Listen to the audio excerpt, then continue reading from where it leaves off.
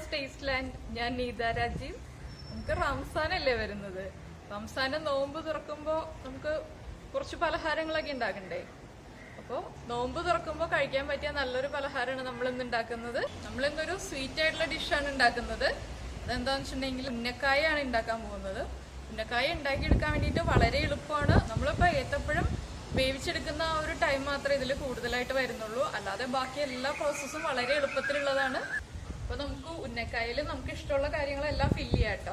ഞാൻ ചെയ്യുന്നത് കാഷ്യൂനട്ടും റൈസിൻസും ഷുഗറും തേങ്ങയും ചേർത്തിട്ടാണ്. ഇപ്പൊ നമുക്ക് ചില ആളുകൾ മുട്ട ചേർത്തിട്ട് ചെയ്യാറുണ്ട്. നമുക്ക് നോമ്പുതുറ സ്പെഷ്യൽ ആയിട്ടുള്ള ഉന്നക്കായ എങ്ങനെയാണ് ഉണ്ടാക്കുന്നതെന്ന് നോക്കാം. നമുക്ക് ഉന്നക്കായ ഉണ്ടാക്കാൻ ആവശ്യമായിട്ടുള്ള ഇൻഗ്രീഡിയൻസ് നോക്കാം.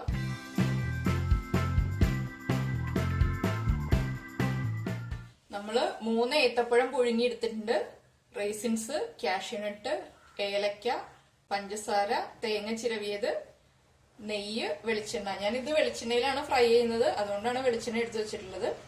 നമ്മൾ ഏത്തപ്പഴം എടുക്കുമ്പോൾ നല്ല പഴുത്ത് അല്ലാതെ ഓവർ പഴുപ്പായിട്ടുള്ള പഴം എടുക്കരുത്. നമുക്ക് കറക്റ്റ് ഷേപ്പിലാക്കി എടുക്കാൻ പറ്റില്ല. അതുകൊണ്ടാണ് മീഡിയം പഴുപ്പുള്ള പഴം എടുക്കാൻ പറയുന്നത്. നമുക്ക് പഴത്തിന്റെ തൊലി മാറ്റിയിട്ട് പഴം നന്നായിട്ട് ഉടച്ചെടുക്കാം.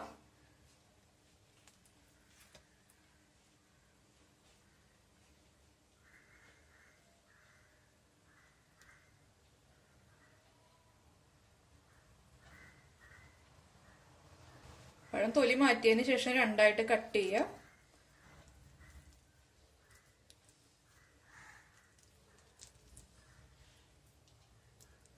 ഇതിപ്പോ അധികം സീഡ്സ് ഒന്നും ഇല്ലാത്ത പഴമാണ്. അപ്പോൾ നമുക്ക് ഇതിന്റെ സീഡ്സ് ഒന്ന് റിമൂവ് ചെയ്യാം.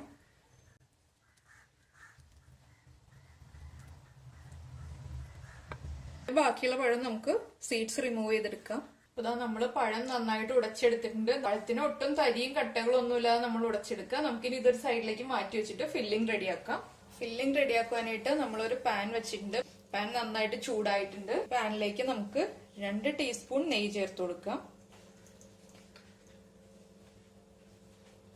നെയ്യ് നന്നായിട്ട് ചൂടായി വന്നിട്ടുണ്ട്. നമുക്ക് ഇതിലേക്ക് എടുത്തു വെച്ചിരിക്കുന്ന കാഷ്യൂനട്ട്സ് ആഡ് ചെയ്യാം.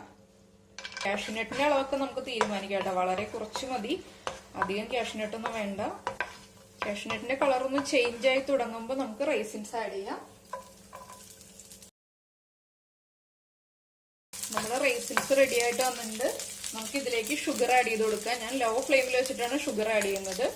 2 ടേബിൾ സ്പൂൺ ഷുഗറാണ് ആഡ് ചെയ്യുന്നത്. നമ്മുടെ ഇഷ്ടത്തിനനുസരിച്ച് നമുക്ക് മധുരം തീരുമാനിക്കാം. ഇപ്പൊ ഞാൻ കുറച്ച് ഷുഗർ ആഡ് ചെയ്യുന്നുള്ളൂ. ഷുഗർ ഒന്ന് മെൽറ്റ് ആയിട്ട് വരട്ടെ. ഇതിലേക്ക് നമുക്ക് ചിരവി വെച്ചിരിക്കുന്ന തേങ്ങ ചേർക്കാം.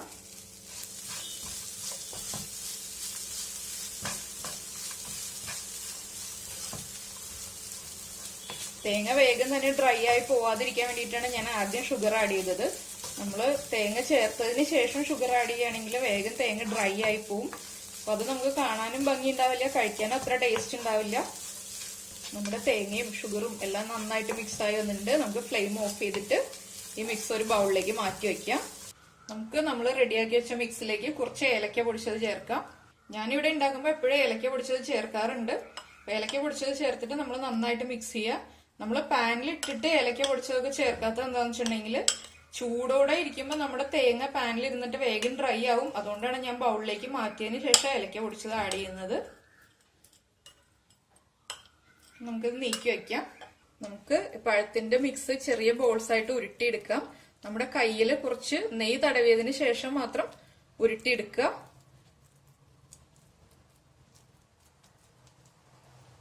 അതിനുശേഷം ചെറുതായിട്ടൊന്ന് പരത്തി കൊടുക്കുക കയ്യിൽ വെച്ചിട്ട്.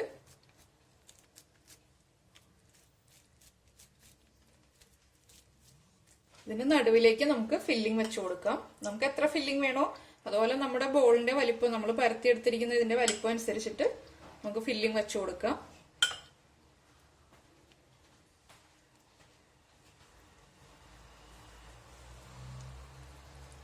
നമുക്ക് ഉന്നക്കായയുടെ ഷേപ്പിൽ ഉരുട്ടിയെടുക്കാം.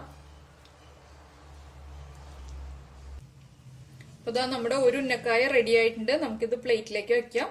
ഇതുപോലെ നമുക്ക് ബാക്കിയുള്ള ഉന്നക്കായ റെഡിയാക്കി എടുക്കാം. ഞാൻ എന്താ ഇതുപോലെ ഉരുട്ടി വെച്ചിട്ടുണ്ട് കേട്ടോ ഉന്നക്കായ. എനിക്കൊരു 5 എണ്ണമാണ് കിട്ടിയിട്ടുള്ളത് 3 പഴത്തിൽ നിന്ന്. ഞാൻ മീഡിയം വലിപ്പമുള്ള പഴമാണ് എടുത്തത്. വലിയ പഴം എടുക്കുകയാണെങ്കിൽ നമുക്ക് കൂടുതൽ എണ്ണം കിട്ടും. അപ്പൊ നമ്മൾ ഉന്നക്കായ ഫ്രൈ ചെയ്തെടുക്കാൻ വേണ്ടിയിട്ട് ഒരു ചട്ടി വെച്ചിട്ട് ചട്ടിയിൽ എണ്ണ ഒഴിച്ചിട്ടുണ്ട്. എണ്ണ നന്നായിട്ട് ചൂടായി വന്നിട്ടുണ്ട്. നമുക്ക് ഫ്ലെയിം കുറയ്ക്കാം. നമുക്ക് ഓരോ ഉന്നക്കായ ആയിട്ട് എണ്ണയിലേക്ക് ഇട്ടിട്ട് ഫ്രൈ ചെയ്തെടുക്കാം. ഞാനിപ്പോ 3 ആദ്യം ഇടുന്നുള്ളൂ. ഇട്ടതിന് ശേഷം ഒന്ന് ഫ്ലെയിം നമുക്ക് മീഡിയം ഫ്ലെയിമിൽ വെക്കാം. നമ്മൾ ഇടയ്ക്കൊന്ന് തിരിച്ചിട്ടുകൊണ്ടിരിക്കുക, ഇല്ലെങ്കിൽ ഒരു സൈഡ് മാത്രം കുക്കായിട്ട് കളർ ചേഞ്ച് വരും. ഒരു സൈഡ് കുക്കായി വന്നിട്ട് നമുക്ക് അടുത്ത സൈഡിലേക്ക് പതുക്കെ തിരിച്ചിട്ട് കൊടുക്കാം.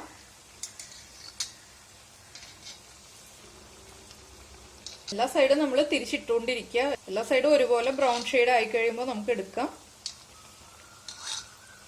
നമുക്ക് ഫ്ലെയിം കുറച്ചു കൊടുക്കാം. നമ്മുടെ ഉന്നക്കായുടെ എല്ലാ സൈഡും ബ്രൗൺ ഷെയ്ഡ് ആയി തുടങ്ങി. ഇനി അല്ലെങ്കിൽ വേഗം തന്നെ കളർ ചേഞ്ച് ആയി പോകും.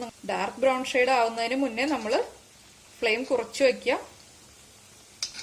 നമ്മൾ ആദ്യം ഇട്ടിട്ടുള്ള ഉന്നക്കായ റെഡി ആയിട്ടുണ്ട്. നമുക്കത് ഒരു കിച്ചൺ പേപ്പറിലേക്ക് എടുത്ത് മാറ്റാം.